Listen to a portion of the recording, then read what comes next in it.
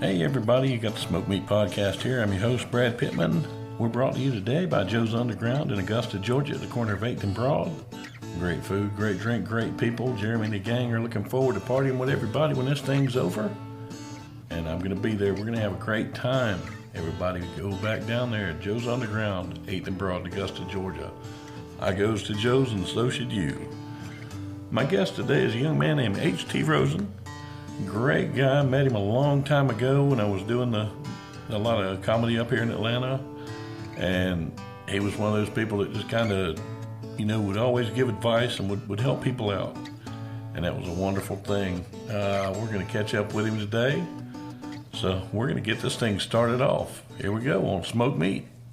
Hey, how's it going today, H.T.? What's that? How's it going today, man? Man, it's great. How are you, man? How you been? Oh, I'm doing pretty good, man. Trying to stay busy during all this stuff. Yeah, how about yourself? That day by day, because at the beginning, I was still working. And when I got furloughed, as the weeks go, it progresses by the day. You know, your mind messes with you the whole nine. I'm about 3 weeks past crazy, so it worked out. No, I was 3 weeks past crazy 3 months ago. What about you? Oh, man. Doing a good thing? Yeah, doing pretty good. Working and podcasting and working. Yeah. Yep. When I come home, I come down to the basement and hang out. The first few weeks, I couldn't get comfortable because I didn't know exactly what was going to happen the next few weeks. Then when I finally got comfortable, I was just spinning my wheels. You know what I mean? So it's kind of nerve-wracking, but I'm starting to deal with it. Made me appreciate the family, yada yada yada.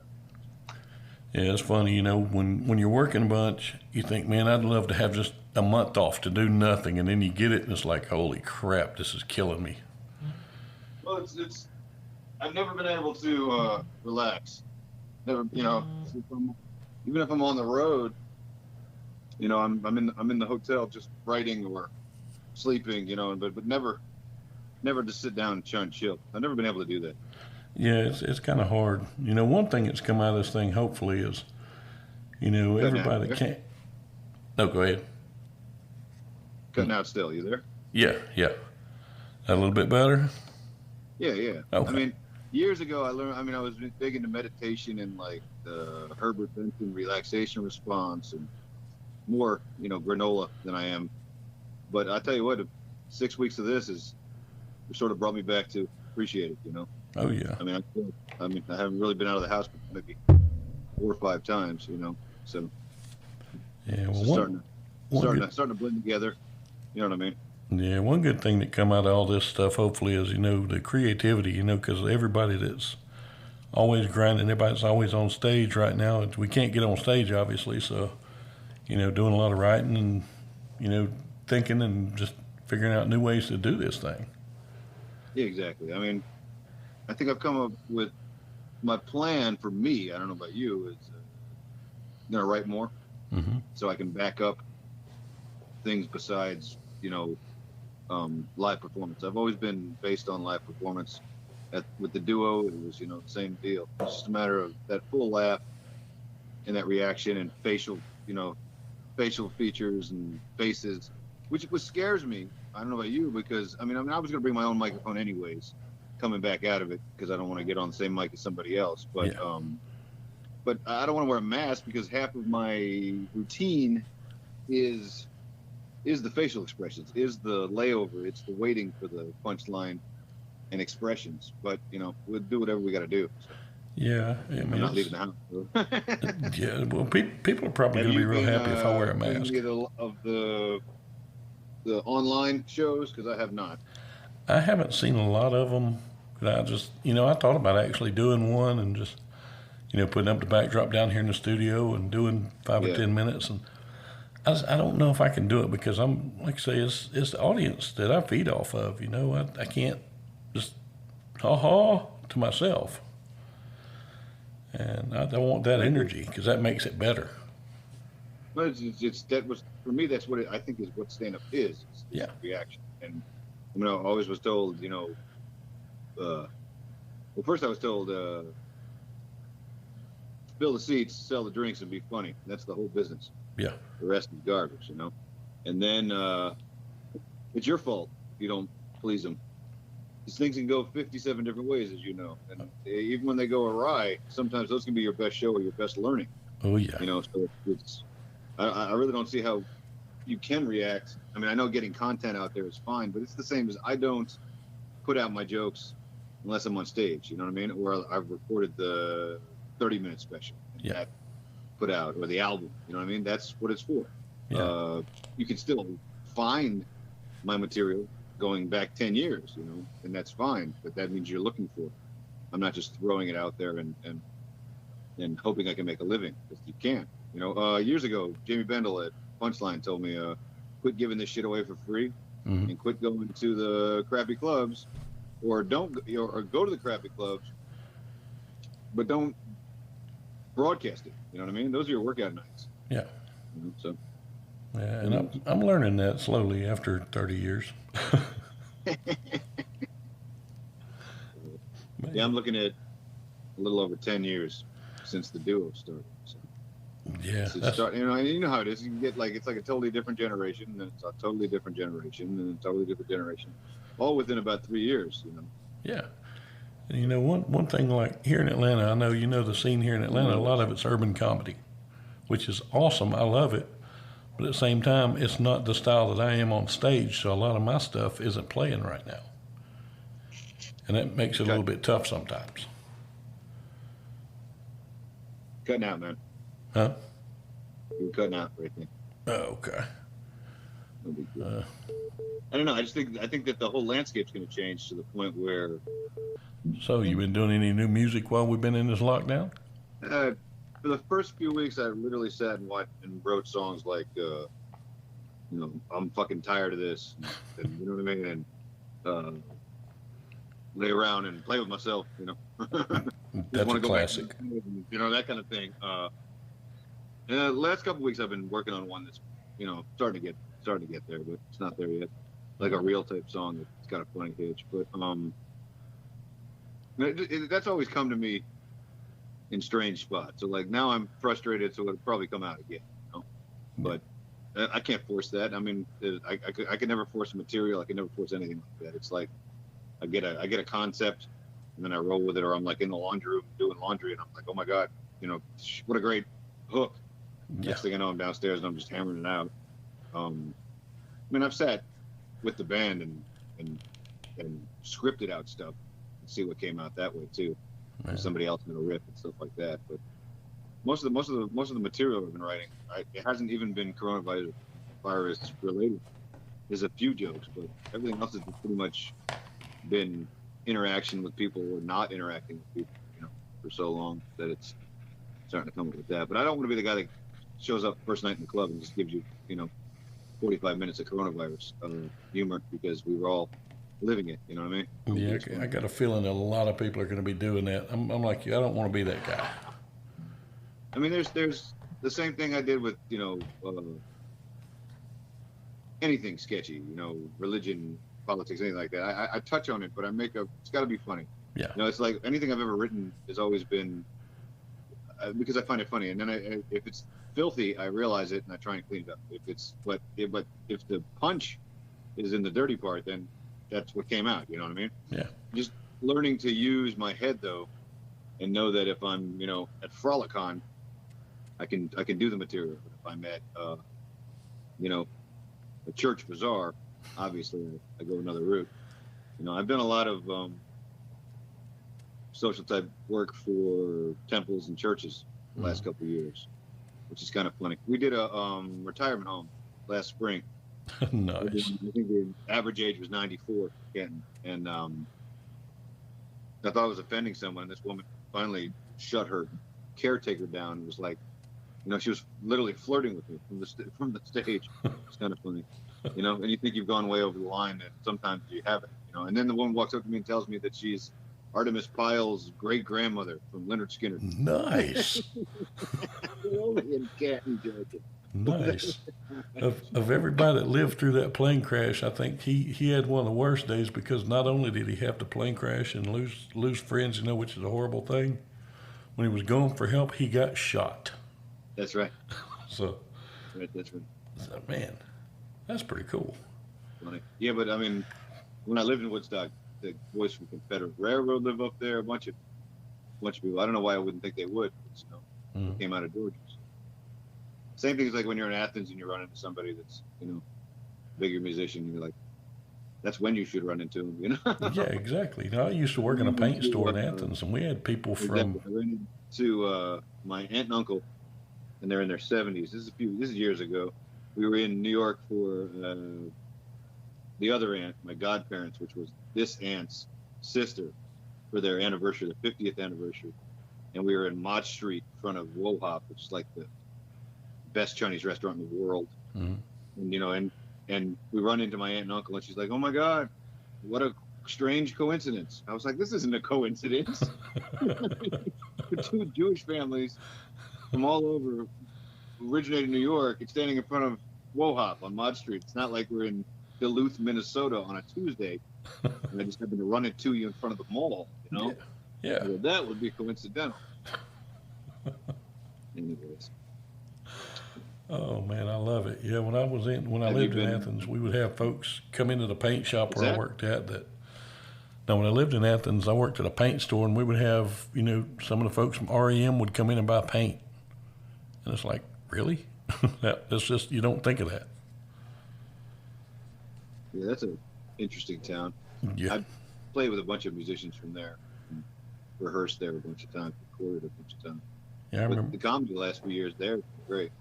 They got like a split scene of the younger, well, they're not so young anymore, like subculture that did their own shows, and then the older cats that pretty much moved away. Yeah. Yeah, I remember when I lived there. It was before the Georgia Theater burned down. I got to see so many good shows there. I remember seeing Blues Traveler there before they were huge. last thing I saw there was Jamie Johnson. That was years ago. That's funny. Ugh. Yeah. When I was on the road with my brother with Radio Theater, we were working with Colonel Bruce. Played there. We played at State Theater in Albany, and saw some really iconic, really, really nice theaters in the state. So, and I think that's like my favorite feel is those type of joints. We did the comedy with Trey Easterling last spring. We did the Capitol, the Cox Theater in Macon. And mind you, we only put like half crowd in there, but 500 seaters are amazing. Yeah. Like the Strand in Marietta with Rick and David, what they've done over there. Like, who would have known you could take an old theater like that and make it a comic place? Yeah, I love smaller places. One, because that's just mainly where I've always played. But dive bars, when people are actually there for the comedy or into it, it's great. When they're not into it, oh man. Of course, man. I mean, that's why, especially when I'm in the duo, we would always go to comedy rooms. And it had to either be a theater, an independent show, where they hush people and they're there for comedy. Yeah. I never understood that playing music or trying to entertain in a building with TVs behind me, sports games going on, and people literally looking through you. There's no way you're going to make a joke hit if you're sitting at the taco man, unless somebody like Pettis or something goes into Smith's and makes a private little independent type thing. But I think, well, I hope it returns, but there's so many rooms here now that it almost got completely saturated. Yeah. I mean, in the end, the number of open mics, everybody and their brothers got an open mic showcase on odd nights to the point where it's I'll never say it's too much, because you don't want to limit your scene, but there's like 16 subsets of scenes. Yeah. When I met you, I was 10 years ago. You know what it was, the Punchline, the Skull, Yeah. when they first opened. And those hip rooms, it's like, and I never wanted to get into the scene like New York was, where you have to choose a club, and, you know what I mean? But there's still cliquish crap here, just like any scene. Oh yeah. Yeah. As I get older, and I'm 46. How old are you? I'm 47. Rock and Actually, roll. excuse me, How 48. it's like 3 generations below you. So I mean, I still mix with some younger comics, and when I still play in this comedy band with some guys in their 20s, you know, but the viewpoint's different, so it brings for different creativity, and then it's kind of neat, you know, to have that old school Catskill type thing working, you know. Yeah. And it's funny how you evolve. I remember, 10 years ago, I littered everything with F bombs, which, I mean, that is what it is. It happens.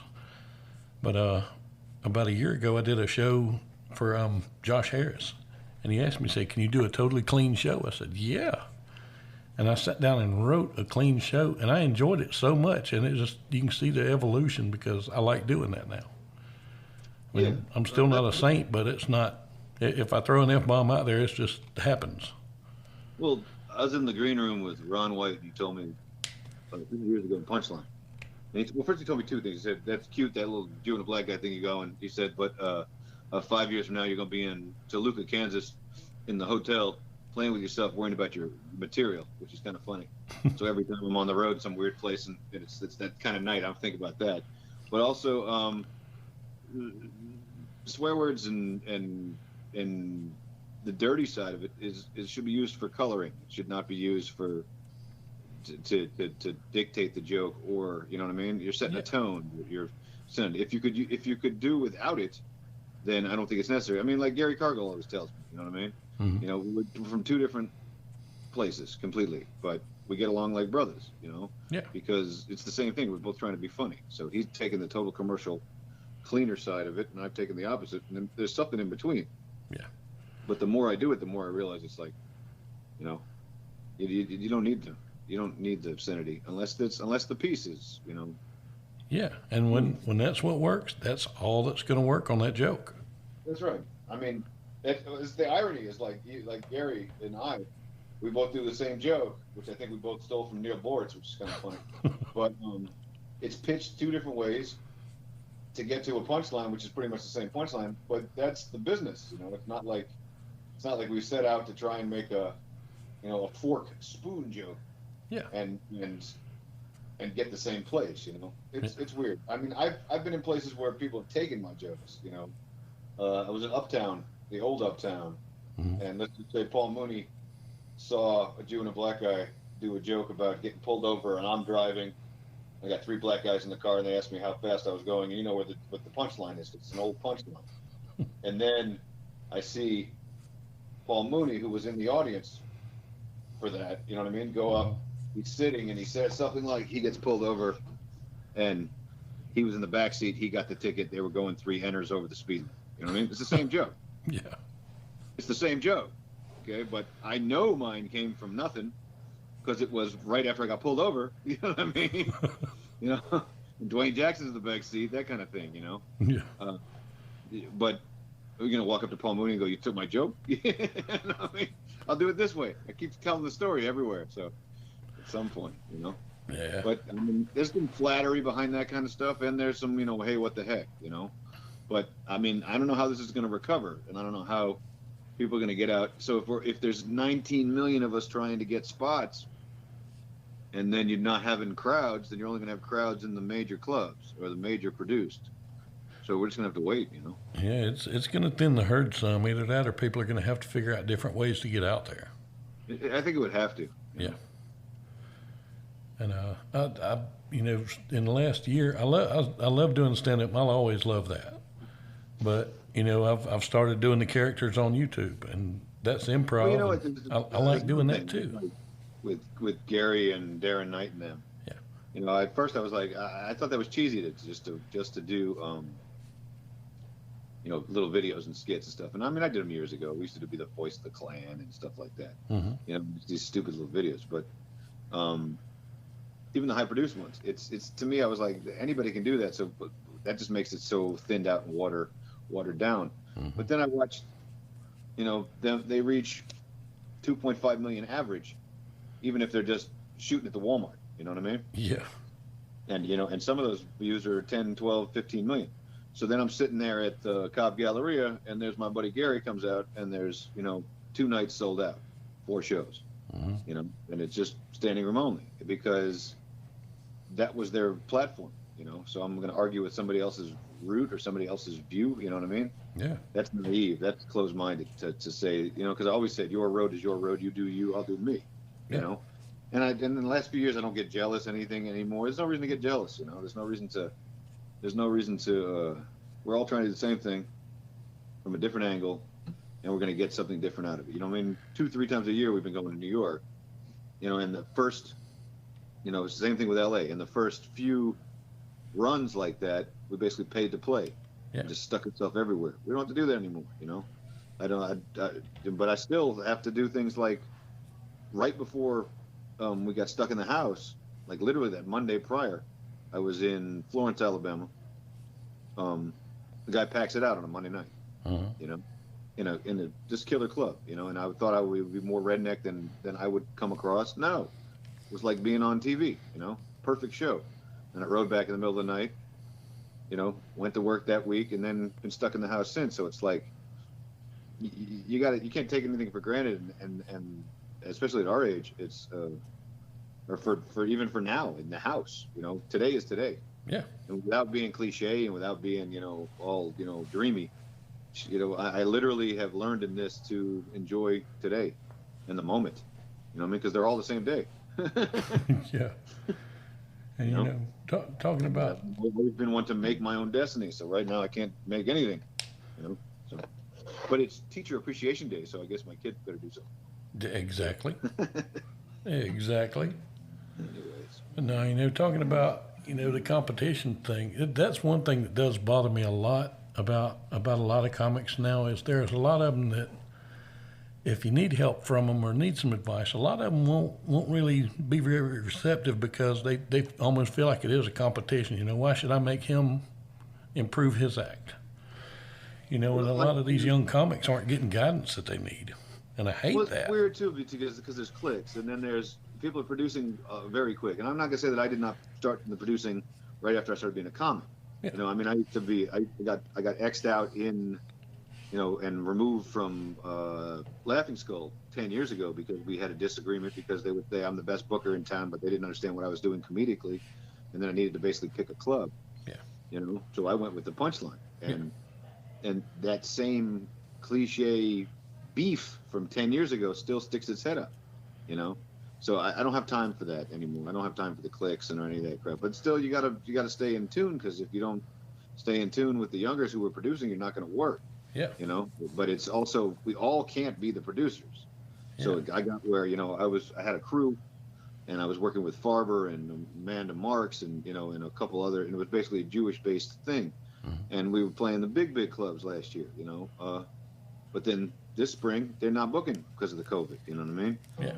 And it's you get used to, a routine. You get used to putting it out in a certain way.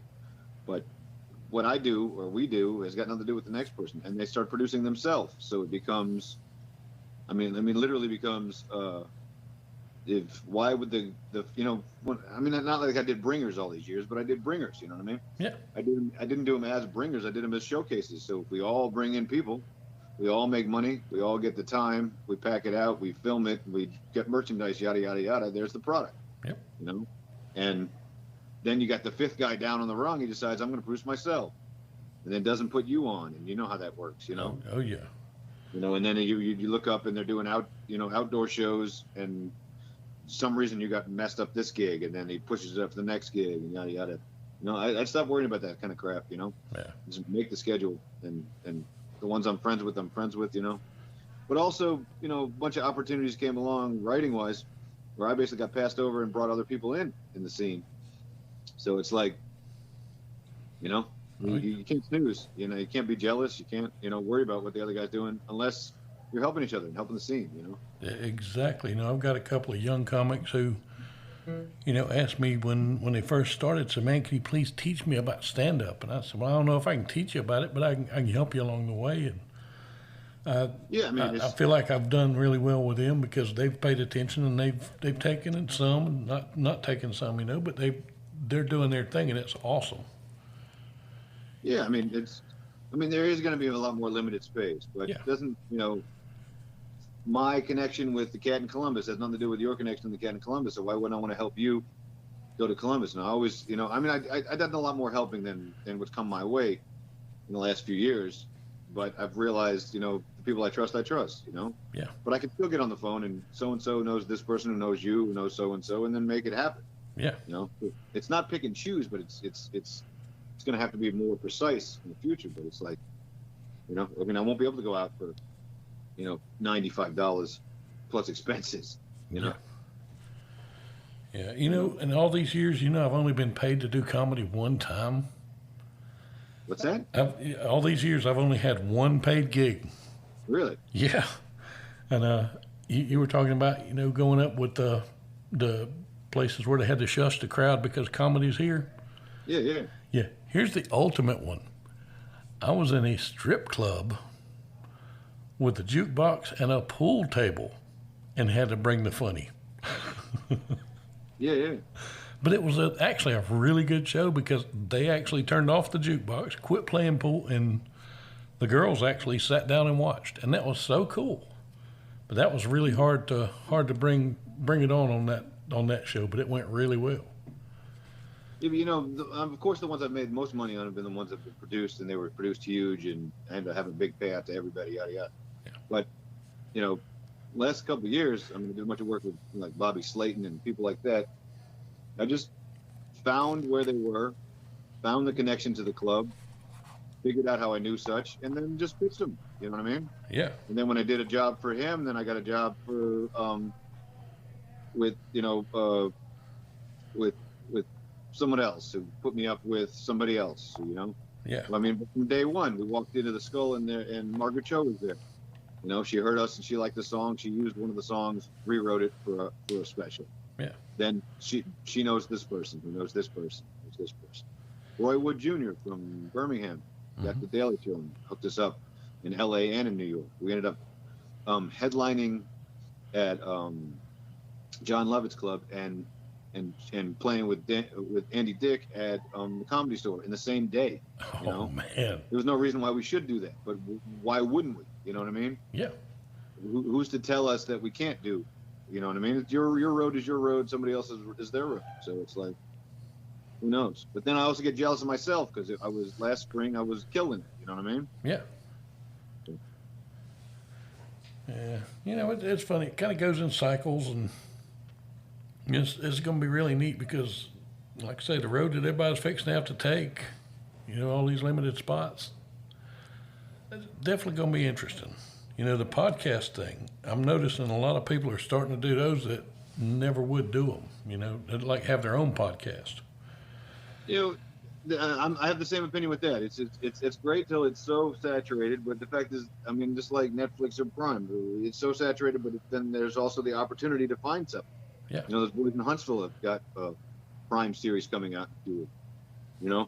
I'm looking through and I see, cats I hadn't seen in forever, and they put out the 4 of them. But I think coming back, it's only going to be like, we're not going to be able to do those 12 people showcases. There'll be no money or crowd. So it's basically going to have to be old school formula: the host, an opener, and a headliner, or a host, an opener, a feature, and a headliner. But the more I did of that the last couple of years, where I'm just going into a club in Rochester and then a club in New York City and then a club in so and so on a run, it's on somebody else's show. So I don't spend 19 hours doing the work, to pack the seats and end up not really making, even though I've made money. Yeah. So, I mean, what do they say? At first you please your family, then you get your friends there and you please your friends, then you please strangers, then you sell the room. Mm-hmm. Yeah. Well, I'm kind of excited because I don't know what it's going to bring in the future. So who knows? But also, like, I see things like I saw some chicks on Netflix with a special the other day, and they're musicians. You know what I mean? They write these silly songs. I saw this Israeli girl, who I saw in Knoxville once, or in Nashville once, got a special. So it's like they're still throwing money at it, Yeah. Yeah, and like I say, there's so many different people. I remember when the only comedy that you could find on TV pretty much was either Night at the Improv or if somebody was lucky enough to get an HBO special. And now, Yeah. like I say, I mean, there's so many specials out there, and I'm watching people I wouldn't normally watch. Like, I've never heard of this person, and just going by, but now I'm watching them, and like I say, I'm discovering a lot of great people. Yeah, and then you'll see like a writer from Saturday Night Live that you've seen a couple skits on, and then they gotten huge, and now I've been playing that game where you get on Prime and Netflix and you trace back 6 degrees of separation, because this actor, comedian, takes you to the special takes you to so and so, then you see that, oh my God, he was on this sitcom in 1980s. You know what I mean? Uh-huh. We were in years ago. We were like the hole in the wall on a Monday night, and what the hell's the cat? Cat from 227 comes in, the Jewish guy, Uh-huh. I know you're talking about. I can't the one think that of played his like name. the rap artist. I can't think of his name. I'm gonna have to look this up. Barry Sobel. Yes, Barry Sobel. Holy crap! He's got a month in Atlanta where he's filming something. So he just comes out to everything, to the point where I was like, a total B actor, B comedian from 1985 can spread it out 20 years later. You know what I mean? Uh-huh. But he was funny. But I would have never met him, if I wouldn't have run into him at the hole in the wall, literally. Yeah. Yeah, oh, that is so awesome. I think he'd be fun to interview too. I think. He was funny. I was at the point I was doing. I was a staff writer for the Backstage Beat. Mm-hmm. It was out of Boston, but it was here for a few years. So they gave me a column called Comic to Comic. So I mean, the amount of people that they let me sit and talk to was amazing. But I mean, like Dave Attell, who in the middle of it offered a spot at the Punchline to open for. Then when I came back, he like threw pennies at the ground, told me to scatter, and then put us on right before him. So the other comics could, they were trying to test us. Yeah. But it's all who you know, where you are. I really enjoyed that. I did Steve Martin, did a bunch of interviews Mm-hmm. from nobodies to legends. Yeah, and that's one thing about doing this. You've seen my podcast for a long time. I just did one or two little things, and then I would just do 15 minutes of myself. And now I'm interviewing people, and I'm meeting so many interesting people doing this. I mean, I've done, comics that I've, loved for years. I've done actresses. I've done, did a guy the other day who's actually a really great guy. He owns a place called the Lion Man School of Rewilding. And basically teaching people how to go back to the old ways of doing things. And that was one of the most interesting ones I've done. And just the opportunities when you're interviewing folks. Look, they always say that work begets work. If you're sitting at the house, you're not doing anything. But I mean, lately I've just been reaching out and making sure everybody's okay. Yeah, that's what we got to do. Because at the end of the day, me and you may not have kept up for the last 10 years, but every time I'm online, I see, man, there's HT. Sweet. He's got this going on now. And, you still think of people. You got that connection. Cousin's got a retail business in Phoenix. He's got 3 of them, and they're all for older people, clothing. Mm-hmm. And then, he's for years now. I mean, even since he got out of his master's in business, he calls people on their birthdays and he sends them notes. You know what I mean? Yeah, and that goes a long way. Type stuff without being, cliche business. It's like it's the same thing. The connection is why we're here, and that's it takes us right back to the beginning of this. I don't see how someone's going to find me funny online except for pre-recorded. You know what I mean? Yeah. Or stand up that's done with a live audience. If it's, I don't see how you're going to get a reaction out of people on the computer. I don't, Yeah. I'm glad that content is there. I don't find it personal nor expressive, and I don't want to just hash out the old material. You know what I mean? Yeah, to me, it's kind of almost like if instead of doing the podcast the way we are, we're just sitting here talking, it would be like me sending you a list of questions and having you tape the answers, and then me sitting here editing, me going, so how did you start comedy? And then exactly, and it's not personal. What I did do with the Backstage Beat though was I came up with these 6 or 8 stock questions Mm. You know, like if Carson was still on TV, would that be the way to go? It's a different world kind of thing. Oh yeah. But I would never get through the questions because the bigger comics would just cut me off, and it would lead into something, which is what I really wanted. You know what I mean? So Yeah. it's like, I mean, I don't know. I was just trying to think through the best of the best of the best. You know, doesn't matter. You know, I mean, but I could have some cat that was on uh, Last Comic Standing, and didn't win, and with a better interview and a better set than I saw. A big time cat do. You know, so it's like, I mean, who knows? Yeah, a couple of weeks ago I did Robert Wall, Arliss from HBO, and he was on Cobb, a lot of different things. And we started talking, and by the time it was over, I think I actually got interviewed.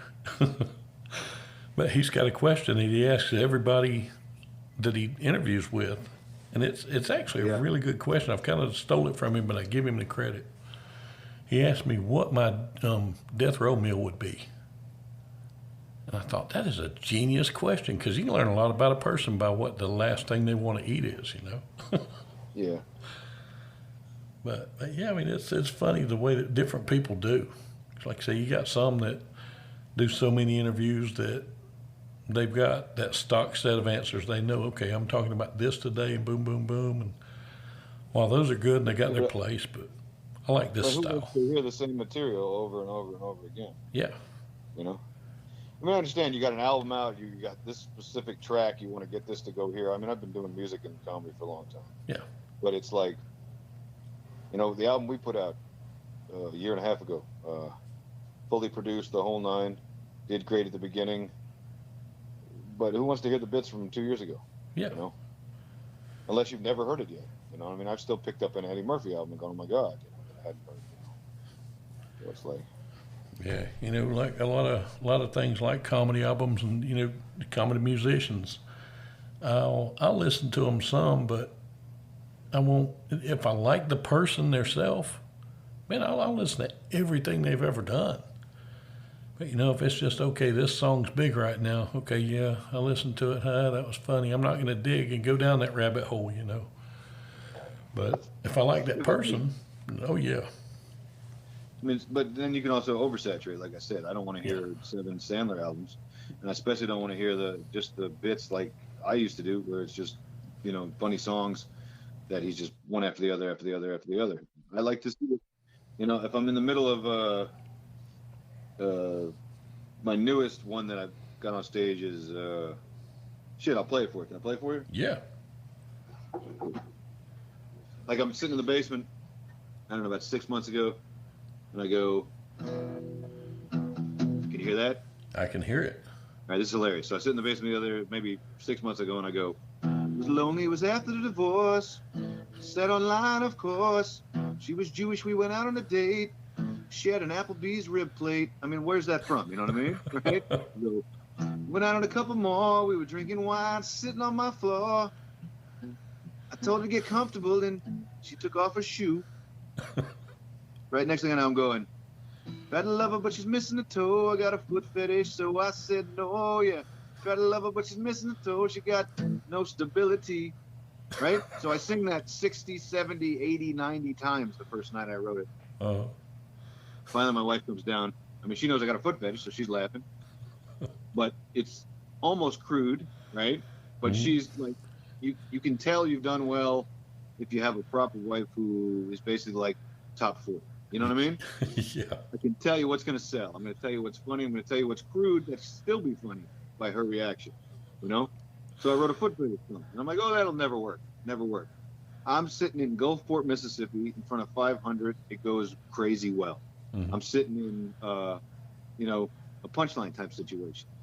It goes crazy well. I'm sitting in a black club downtown Atlanta where I'm literally watching my car outside to make sure it's okay. Mm-hmm. Kills because people relate. Yeah. But the concept, you don't know what's going to be when you know what I mean? When you come up with something, I mean, you've got all kinds of characters. You don't know what's going to happen with the characters, Yeah. Or you're in the middle of a bit on a big stage and it turns into something else. Next thing you know, I'm singing the Golden Girls theme. Next thing I know, I'm making fun of myself, or I'm sitting in somebody's lap, or it's wide open. Interesting. Yeah, and I love spontaneous, and I like I like the fact you don't know exactly what's going to happen, because if you do, it Well, makes it that to boring. me is what live application is. Yeah, That's the live stage. That's stand-up comedy.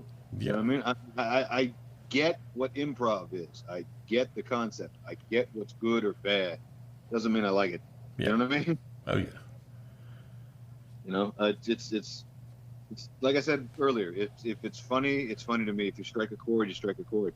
yeah. Sometimes you piss me off, and it's still funny. Sometimes I piss somebody off, and it's still funny.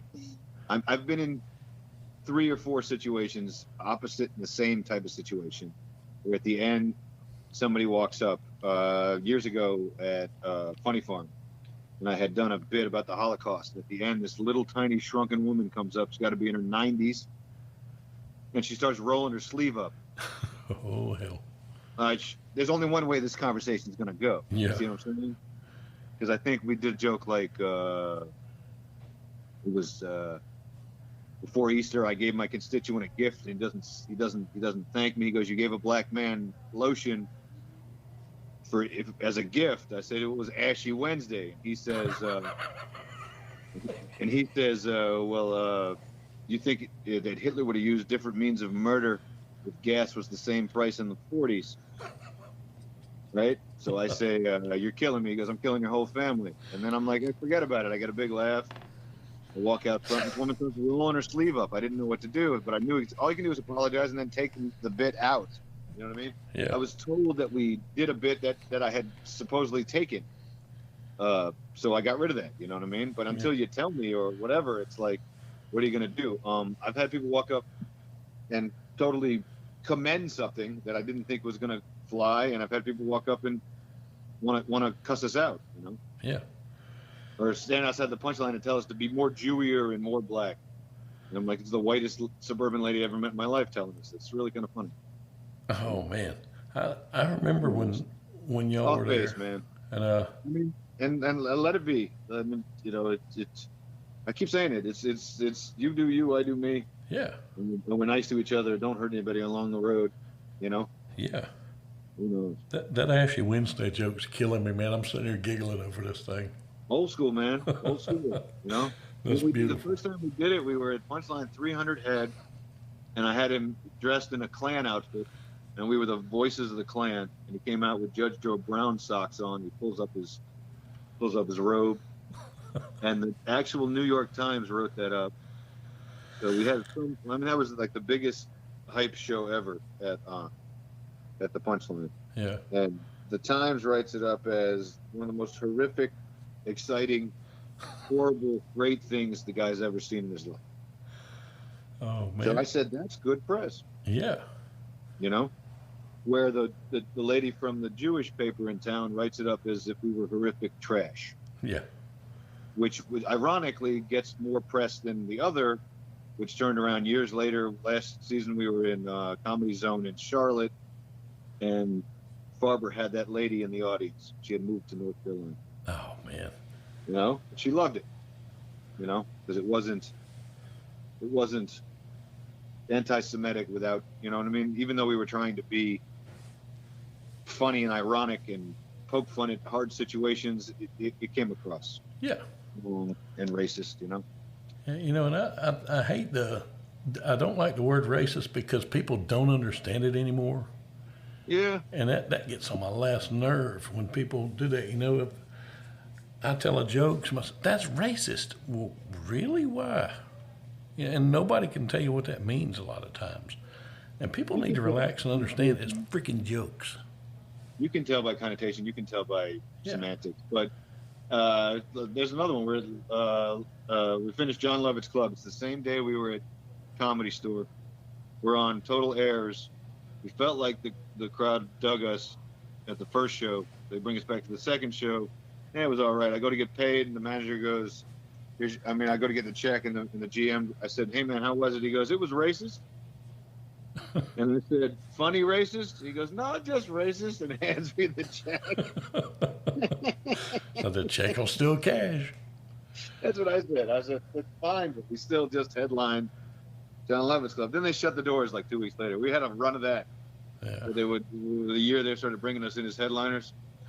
So we're like playing places and people, who had moved out there can't believe they're seeing us there, yada, yada. Yeah. And, um, crap like that happens. So it's like you get received really well and then you get received crappy. So Yeah. what they say on a 4-day run, one of them's going to suck, you know? I did We had that with Nashville where we've totally killed in Nashville, come off stage and it wasn't politically correct, Mm-hmm. So they it happened in Athens. I ripped apart every race, creed, religion in the audience. Saying it's the smartest Indian crowd I ever seen. You're doing homework for so and so, yada yada. Ripped the host apart with something like, "Oh, I know how I met you. I met you in the Athens Mall at Cinnamon Bun." Right? Now I'm getting laughs from everybody in the audience, even like the Indian crew that I'm making math jokes and scholarship jokes and the whole nine, and explain this to so and so and yada yada. Yeah. But they're laughing so hard that I end up getting a bonus. Did I go back? No. You know what I'm saying? Yeah. Because so he can't shake me because I'm doing better than any comic he's had there, but yet I'm offending. You know what I mean? So it's like it's ironic. Yeah, it kills me. Now nobody can take a joke anymore because that's what it is. Everybody and I really hate the people who will sit there and giggle real hard on the inside, but kind of hide it from you. It's a damn joke. Laugh. Come on, it's funny. Yeah. Funny's funny, man. Yeah, I mean, I've seen the blood of every race, every religion, every sexual orientation, whatever. Last I checked, all blood is red. And I'm not Jewish. You are. Oh goodness, we can't be friends now. Yeah, we can, because you're still HT. Who cares? Yeah. And people need to understand that better. When it's blatant racism or blatant hate, then I don't get involved. But Yeah. I've pissed so many people off.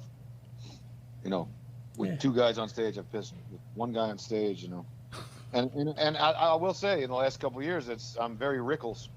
That's my influence. I'm sitting here looking at a Rodney Dangerfield statue. Puppet. Mm-hmm. That's what I grew up on.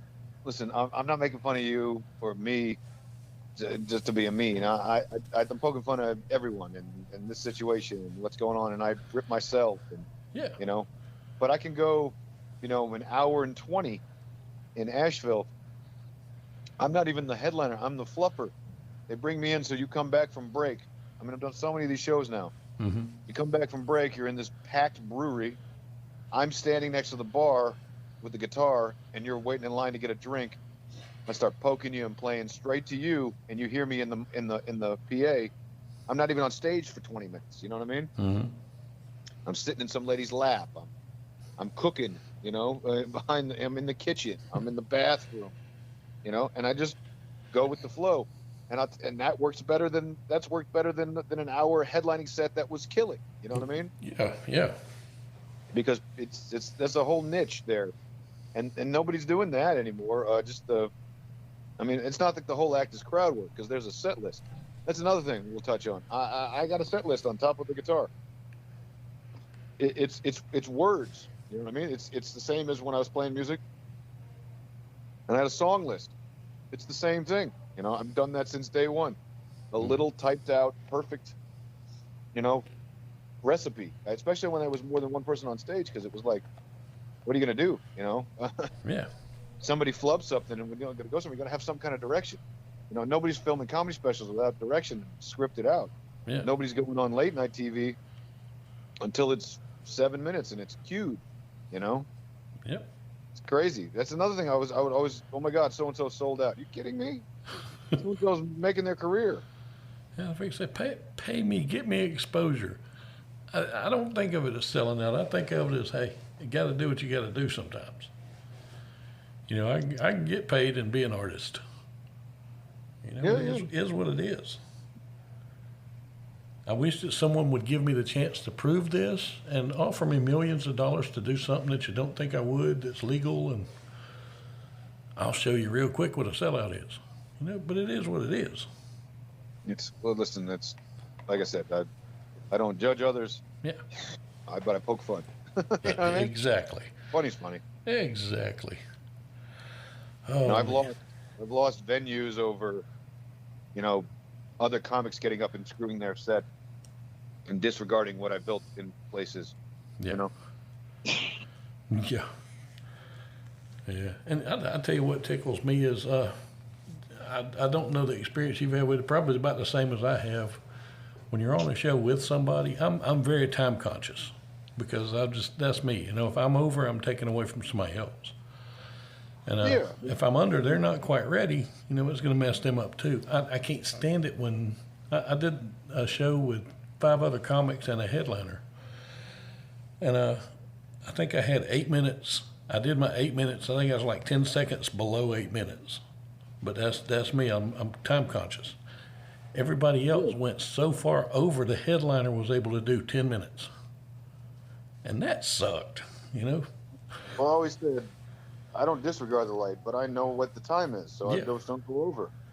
I might go short, but I'm not going to go over unless you tell me to go over. Yeah, exactly. I don't know. There's so many different types of shows and bookers, and then I just sort of do my own thing, and then it fits in or it doesn't. Yeah. But I mean, I'm really good at hosting. You know what I mean? And that's like headlining to me because I'm back up there and I'm just running the show, you know what I mean? But then some nights I don't want to do that. I just want to do a spot. Yeah. I was doing a spot at the Highland Ballroom a week after my own produced show that was packed out, and then I go in and it's somebody else's show, and he kept on bumping me for people off TV. Mm-hmm. So am I going to complain that he puts up Eliza Schlesinger or something, you know what I mean? Or some chick from Mrs. Maisel goes on right before me and slays it and makes the tone Jewish. Yeah. You know what I mean? Oh, please don't throw me in that briar patch. Well, that's the best thing I ever done in my life. I was like, this is hilarious. And I even mentioned it. You know what I mean? Yeah. And when they wouldn't laugh at something ethnic, I went, you should be on board by now. It just, that kind of thing. Yeah. Oh, man. But yeah, we're gonna get, it's gonna be interesting what all pans out from this stuff, and I think everybody's gonna be a little bit better from it.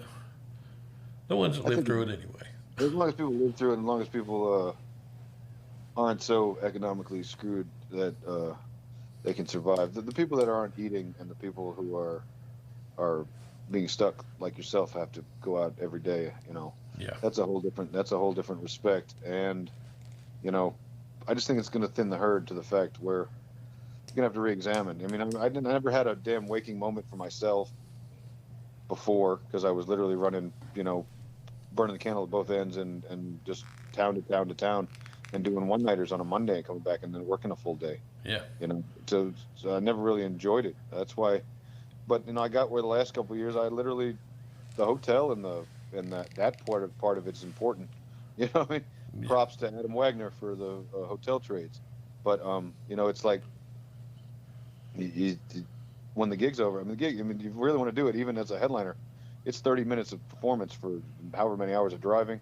Yeah. And then when it's over, I want to chill. You know what I mean? Yeah. I'm not partying with all these comics. I get a meal, say hello. You know what I mean?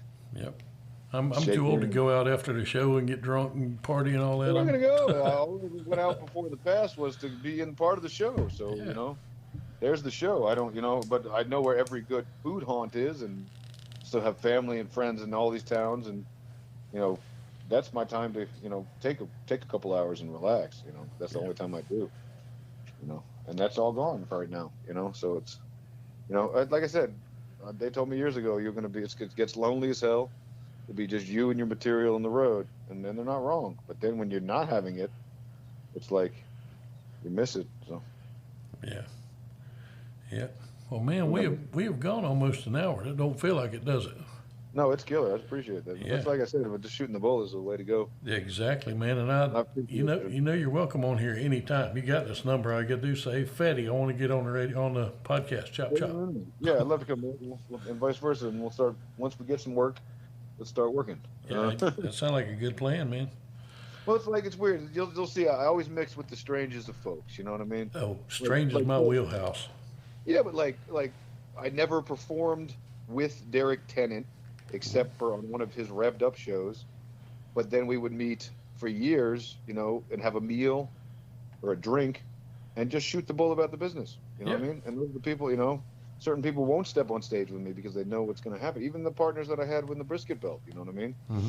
It got to be where my show got, Rickles raunchy, Yep. you know what I mean? And hectic. We were all over the place. So it becomes where, you know, it's that same thing with the hypes where if you got 5, 6 strong comics, and they all become features or headliners, do you think they're all going to want to stay on the same road with each other? Yeah. No matter how they play it, somehow life gets in the way and becomes, however it becomes. But, you know, who knows? Who knows? Who Yeah. knows? You do you. You know what I mean? Oh yeah. Oh yeah. You know.